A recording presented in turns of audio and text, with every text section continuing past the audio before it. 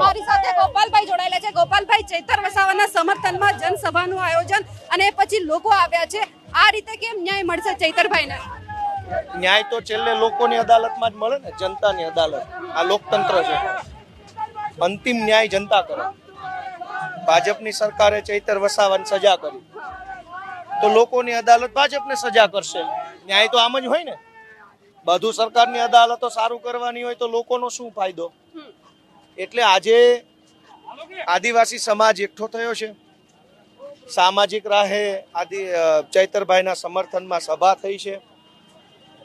ખૂબ ઉત્સાહ અને ઉર્જા સાથે આટલો બધો વરસાદ, આ પાણી જોઈ લો, તેમ છતાંય સ્વયંભૂ હજારો લોકો પાછા મહારાષ્ટ્રથી, મધ્યપ્રદેશથી, રાજસ્થાનથી, બધી બાજુથી હજારો લોકો સ્વયંભૂ આવી ચૈતરભાઈના સમર્થનમાં કોલ આપ્યો છે કે ચૈતર વસાવા અમારો નેતા છે. ન્યાય તો આ રીતે જ મળવાનો છે. જનતા કહે છે કે અમારો નેતા છે તો સરકારની ઓકાત છે પકડવાની. તેમ છતાં જેલમાં તો છે જ અત્યારે ચૈતરભાઈ. તો ભાજપની ઓકાત હોય તો રાખી લે જેલમાં 100 વર્ષ. આ જનતા બેઠી છે ને, ચાલુ છે પ્રોગ્રામ. કેટલા દિવસ એ રાખી શકે જોઈએ છે. જામીન માટેની શું પ્રોસેસ ચાલુ છે અત્યારે? હાઈકોર્ટની અંદર અત્યારે અપીલ ફાઇલ કરી છે અલગ અલગ વ્યક્તિઓની.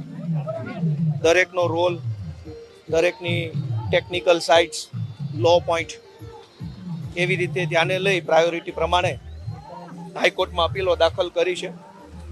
આજે સારા સમાચાર એ છે કે શકુંતલાબેન, 2 અલગ અલગ શકુંતલાબેન જેલમાં છે. એમાંથી એક શકુંતલાબેન જે પેલા નાનું બાળક હતું, એના મમ્મી, એને હાઈકોર્ટે છોડી મૂકવાનો આદેશ કર્યો છે.